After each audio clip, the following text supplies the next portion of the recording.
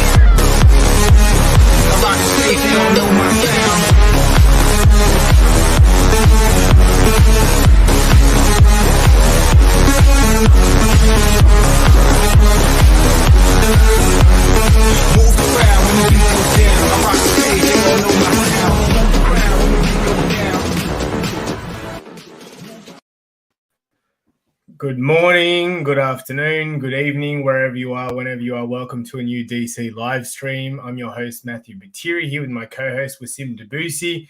Well, what a meme to start off the live stream, eh? I know. I thought it was pretty powerful, eh? Big listeners in that one. Sure was. So, mates, obviously another week in crypto world has gone past, and we are now seeing Bitcoin do some great recovery. Now, if you haven't yet seen the video that I posted yesterday, which was that I believe Bitcoin could get to $50,000 by the end of the week, I suggest you go back, watch it. Sorry, don't say 50,000 by the end of the week. I mean, by the end of the year. Please go back. Yeah, the week. Yeah, by the end of the week. Yeah, I know. I was like, I'd be all in if it was one of the week. So I definitely recommend you should go watch that video. Look at my, research. Let me know if you agree. If you're a bit of a trader and you use the same tools that I do, let me know if you come to the same conclusion that I came to. But it doesn't look like Bitcoin has any form or want to slow, which is great. And we are about to basically bump and run out of these lows. It's a common pattern. I may cover it at the end of the stream. I think I will actually, because it is quite important. I think, we've got some big green candles ahead. So can't wait to get into that with you guys. I don't think I've seen you this bullish in a really, really long time. Wow. Yeah. So I'm actually, I don't know what I don't know. I don't know what you're talking about. So I'm going to be looking forward to that because I did miss your live stream yesterday. Well, without further ado, we'll knock over the news highlight, Twitter, and adoption highlights, and then we'll jump into some market analysis. So, I might have a rant or two today too. So we'll see how we go. Okay, awesome. Well, I'll let you get into your rant then. All right. Okay, so first up in the news highlights today is Canada's new opposition leader is a Bitcoiner. So the new Conservative Party of Canada has now has a new leader, and his name is Pierre Poilievre. And this guy has been a Bitcoin and crypto enthusiast and supporter for a very long time. He joined the party back in 2000 and I think it was like 2003. He became elected in 2004. And he's well known as a Bitcoin supporter and advocate for financial freedom. In fact, he actually put out a tweet back in he put out a tweet. When was this tweet actually?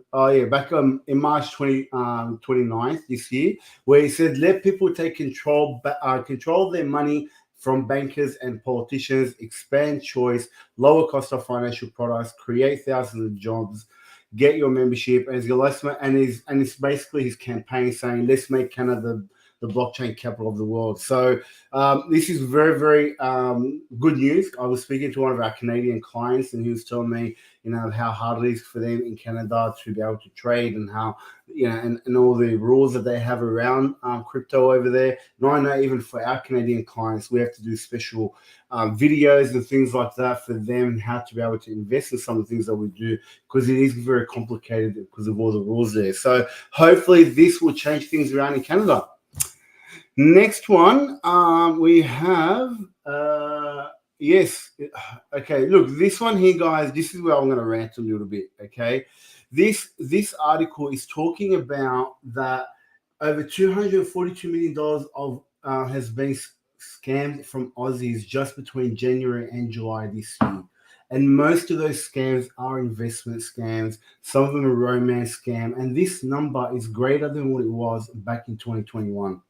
Now, I get it. I get most people out there struggling and they're looking for ways to get into investments that's going to give them a high yield. But a lot of these things, guys, you've got to learn how these guys work and how they trick people. There's a scam going around right now called Validus. And, I've been invited to these 4 times already just the last 3 months by 4 different people I know. And every single one of them, I told them this is a scam. It has all the markings of a Ponzi scheme, etc., but people are still investing. Now, I know that right now people want to find these high yields, but you're only going to find them if you invest in educating yourself. The rich spend money educating, or put a little bit of money aside for education and money for investment. Don't go blow all your investments without learning what you're doing, because that's what these guys prey on. They prey on people who want the easy result without a lot of knowledge and a lot of hard work. It doesn't come. You have to do the hard work. You have to get the knowledge. And trust me, the money you're going to spend on knowledge and education is going to save you and make you multiple times what you're going to put in there. We had another scam that we were warning people about earlier this year, and it was called COTPS. And we told our members, we put a report out, we put it out in our newsletter. We said, guys, don't invest in this. This is a scam. Some people, even from within our community, still went ahead and invested against our advice. And they ended up, and others stayed away, or others that were already in, pulled their money out, etc. And then it was only 2 or 3 months after we warned people, the whole system started to fall apart, and it all fell apart, and a lot of people got wrecked.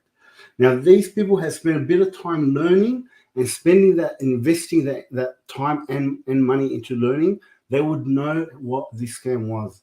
These guys are out there, and they're a huge force right now. Like, look at this. We've doubled what we did last year in half the year. So that means if we continue at this path, we're going to quadruple the amount of money that Aussies have lost last year. So this is right now very, very important. You should tell your friends, your family, to learn before they invest in any of these scams that want you to put crypto or money in, etc. They are using that, and they're going to give you high yield without you doing anything. There's something for you to be very, very, very worried about. Okay, so in this article, they're speaking about how the government's now looking at regulation. They're actually watching more. The police are watching more crypto. More crypto transactions. There's legislation coming into banks to reimburse people that got scammed. So they are working, but the only thing that's going to stop this problem that we have is education. All right, that's it. That's my rant for today, guys. Moving on to the next one. What do we have? Okay, MicroStrategy. MicroStrategy says it may buy more Bitcoin in stock sale filing. So MicroStrategy has filed to sell $500 million in stock. And they said that they're going to use these to buy, or they're going to use some of the other things, but they are definitely looking at growing the business and buying more Bitcoin with this. So this is what the rich are doing. They're selling. They're not what they're selling, obviously, but they're trying to get as much liquid as they can into cryptocurrencies and Bitcoin. Okay, so learn what they're doing and follow the smart money and come to us, get Decrypting Crypto. If you don't know where to start, it's a free program and just get started with a little bit of education, guys. That's the only I'll play with you today. Next up, what do we have? Okay, so France initiates new crypto bill to allow the seizure of assets. So many countries are starting to, crack down on assets. And again, this is another one where the French are cracking down on criminals using crypto, and they're going to start to find ways which they can seize their crypto assets and whatnot. I don't know how they're going to do that. If it's not your keys, obviously it's not your keys, not your tokens. But if you've got the private key, I don't know how they would seize your wallet. But they are looking at putting in obviously laws on central exchanges and centralized exchanges and whatnot to be able to control those things. All right, that's it from the news highlights. Alrighty, I guess we're not doing this one. No, that last one, I forgot about that one. So this is a little bit of a fun one. If you go to Google now and just type in merge or Ethereum merge, they have brought up, can you just scroll down a little bit? They've done a new little timer. Obviously, as we all know, the merge is happening very, very soon. I think it's happening in the next couple of days, actually. So you can just put in the word merge in Google, and it gives you a timer, and the hash rate and the difficulty, etc., is all measured there, so you know how far we are from the merge.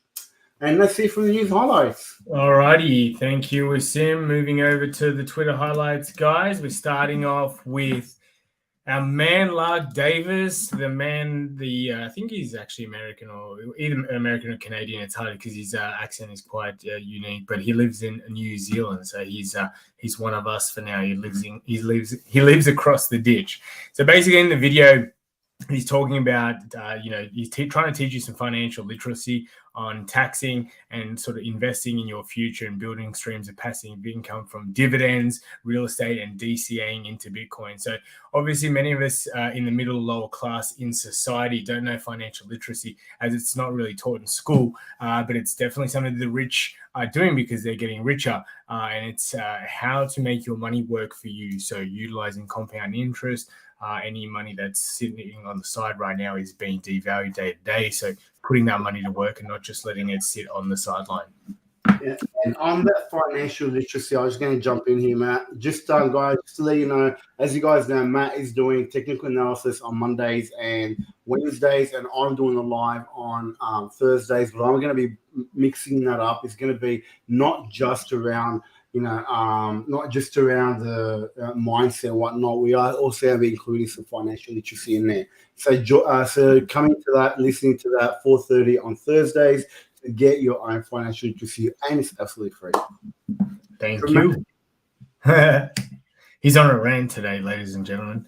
All right, next we got Michael Saylor. Bitcoin is a swarm of cyber hornets working hard to rescue stranded energy, reduce harmful emissions, reform cybersecurity, and restore economic integrity. Not much else to say. It's pretty much, he says everything he wants to say in that tweet.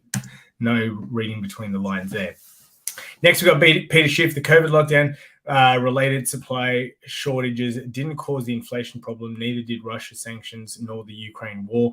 These are just catalysts. The problem originated years ago when the Fed introduced quantitative easing and ZIRP, which is zero interest rate repayments, enabling excess government spending and debt. So basically, central banks have been, working with governments to continuously create more quantitative easing, so printing more money supply, and it's resulted in the economy now suffering with increased interest rates. So even though I said this to someone, the government giveth and then they take it, but unfortunately on this time they are taking back more than what they actually gave everyone during lockdown. And the zero interest rate policy is something that Japan did from 2008 to 2015, and they had an economy on the brink of collapse.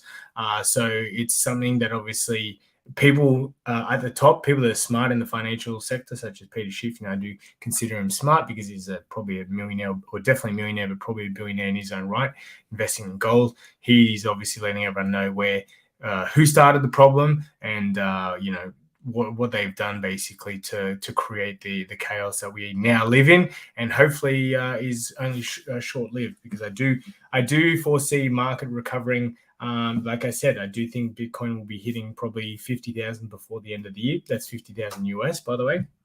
So I'll go into that a little bit later. So it'll be interesting to see if Bitcoin can actually make a recovery during these testing times. Next, we got Crypto Jack. Which crypto are you holding in this bear market? So basically just asking the peeps what they're investing in. He's got obviously Bitcoin at the top. Why wouldn't you have Bitcoin at the top? It is the number one dog. It is everything else below it is what you should be investing in to outperform Bitcoin, because the returns on Bitcoin are going to diminish over time in order to make more profits and invest more into Bitcoin, which is going to be the hard asset moving forward. It's not going anywhere. All of these ones below, except for probably ETH, are not guaranteed to stick around forever. And if you don't believe me, check out coinmarketcap.com. Look at the history of the last 12 years on that site of what was number one. You can click on any date in history. Bitcoin is always number one, but from number 2 to 10, the numbers always change. So it's that's why I'm in crypto. Oh, I think I've got I missed a link, or one of my links is broken. Let me see if I can find my right link. And if not, we will move on to, no, I cannot find this other link, but that's okay. I will bring it up on Friday's live stream. So bring in Wasim back to go through adoption highlights and with his rant. I don't know if I got any more ranting to do, but yeah, we'll go with the adoption highlight. Okay, so Polygon chooses for Starbucks Web3 Odyssey. So as we've seen in the adoption highlight, as we report every single week, twice a week, more and more companies are looking at ways in which they can use blockchain technology and NFTs and other things in the crypto world to be able to engage their customers. So Starbucks is just one of the latest companies to do that, and they've done that by choosing Polygon. And what they're going to do is they're going to issue some of their clients, and some of their clients can buy these stamps in the forms of NFTs, and they can use that in a whole game and experience called the Journey, where they learn more about Starbucks, and it's a whole game that they've created for their loyal customers. So this is, and they can trade these tokens, obviously. This is another way, or these NFTs, another way showing how businesses can, embrace this great new technology to be able to do things for engage their customers and increase their brand loyalty. So well done, Starbucks, even though I'm not a fan of their coffee. Sorry. Next one is DBS Banks joins hands with the Sandbox to enter the metaverse. So Singapore-based DBS Banks is Southeast Asia's largest bank, and they've entered into a partnership with the Sandbox, which is obviously, if you guys don't know what Sandbox is, it's a blockchain, that's a metaverse. You can buy land on there and whatnot. We purchased land in these things. Actually, Matt was the only one that introduced me to the metaverses and the lands, and we purchased together. So now banks are coming into this, but they're not the only ones. Other things. JP Morgan has already done so, but they've already going to be building a shop in a virtual mall on the Sandbox. Other companies have done so with Decentraland. So this is the way the future, guys, is happening, and more people are coming into it. Obviously, we don't want banks to have too much influence in this space, because we know what banks are like. They're only going to use it and get what they want out of it.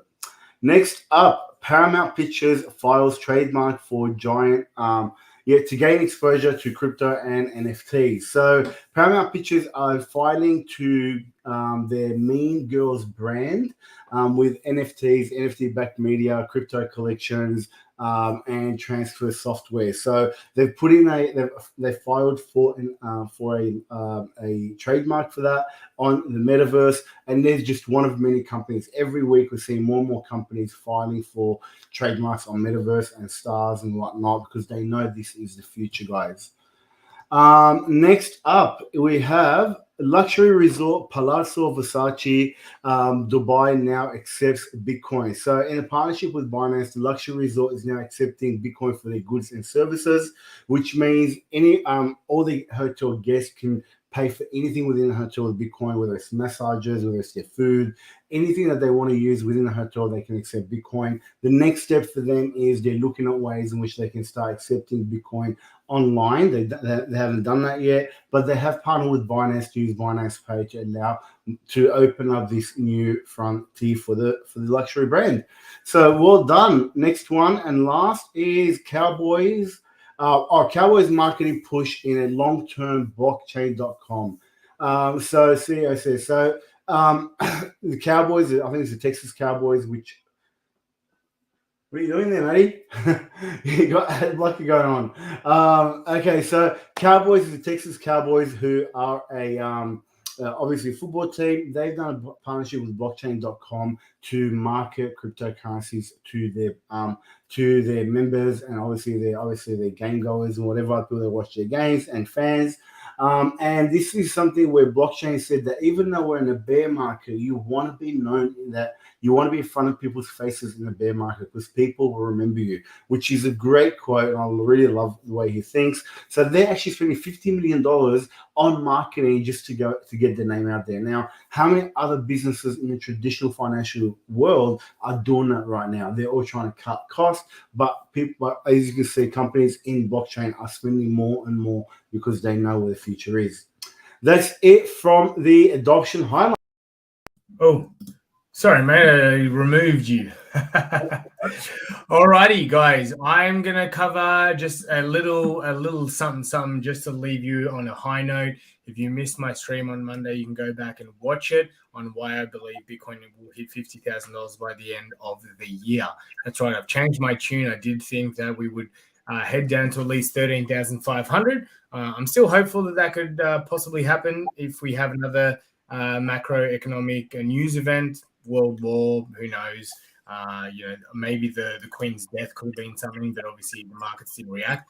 I want to show you this bump and run pattern. So basically, this is the 2011 bear market.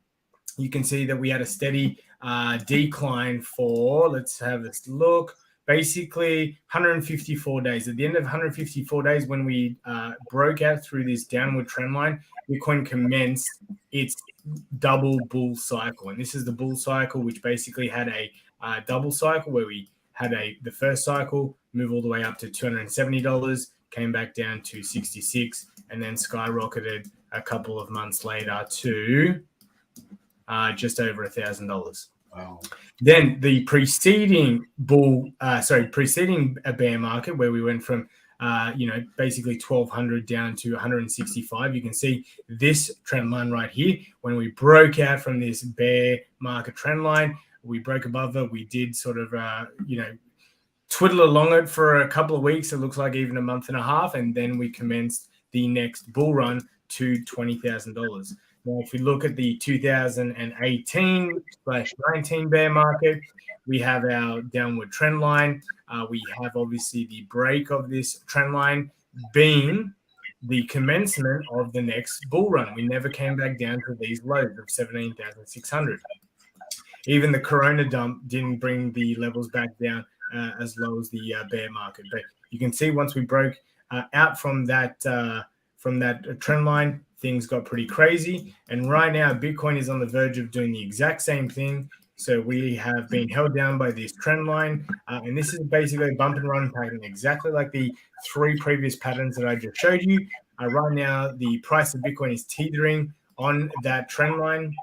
Once we break that trend line, doesn't mean we might not do exactly what I just said or showed on the other ones, where we come up here, come back down, bounce on this trend line, and then obviously go up and start the next bull run. I do have the exponential bull run commencing on the 29th of May. I did point that out on my live stream. Go back and check that out on Monday to see exactly how I came up with that date. But I do believe that once we break this trend line, we're going to see most likely an explosive move for Bitcoin back to the sort of, I wouldn't say, we can call it a local high, but this high right here around about $47,000, but we're probably going to end up at this golden pocket, which is basically between 51,500 and 49,333. So that is exactly why I'm seeing the bull run commencing as of this present day, and I foresee a pretty decent rally up to these prices before a bit of a retracement, and then we will have a secondary trend line, and you can find out why I have this secondary trend line at a later date. And this is obviously forecasting price coming up here, hitting the golden pocket, sort of trickling, and then once we get to this date, this is where we're going to break from this downward trend line and have the exponential move to the upside. So I have pinned yesterday's video into my watch playlist, so I can bring it up at a later date if I'm correct. I have pretty good confidence in that TA, but whenever you're doing price speculation, you're just throwing throwing a dart at an invisible dartboard and hoping it sticks. But check out Monday's video, look at my analysis, why I came up with 50K by the end of the year, and then hopefully I convince you on what I think is going to happen. Wow, that's exciting. That's right, very exciting. Well, I have not seen you this bullish in such a long time. I want to go watch that video now, actually, because I missed it. I was expecting us to get supported, like I said, 19,000, 18,500 thereabouts, which was the value area low of the range, and we blasted through the entire last 3 months point of control. So that makes me sort of bullish, and I foresee higher prices. Doesn't mean we sort of can't come back down to maybe the point of control, the value area low, but if we break that trend line, that is going to be some very good juice for the price. So we've got to keep our eye obviously on the DXY, because Bitcoin has an inverse relationship. A lot of people are still calling for high prices on the DXY. So if the DXY is just going to have a bit of a slow few weeks, maybe that gives Bitcoin enough juice to start seeing some crazy prices in the not too distant future. Awesome. Sounds like good days ahead. That's right. Well, guys, we're going to leave you with just a couple of things. We do have our new 1K a day workshop at the end of the month. It's on the 5 megatrends that you should not miss in this upcoming bull run. And if you just heard what I said, I do believe that the bull run has commenced. We are looking like we're exiting the bull run and we have bottomed out. So if you want to come learn some new stuff, new things on how, like what we are doing research for our clients, come along to the webinar, jump on that URL, register yourself. We've got 2 days and times available. Is that correct, Wasim?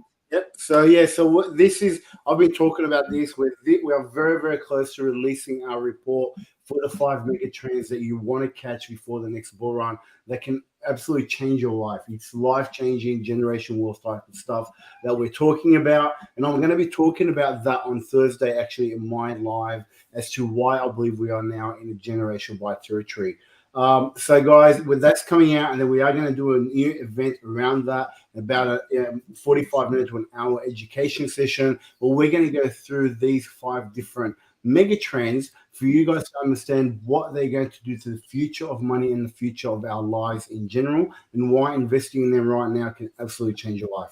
So I'm super, super excited around this upcoming event. So yeah, please make sure you register for it, because we'd love to have you there.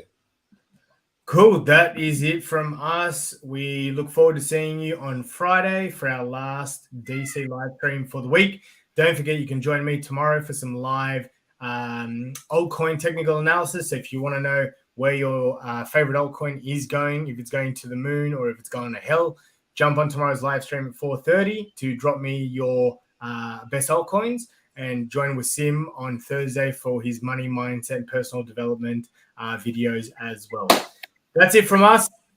See you guys later. Enjoy your day. Bye.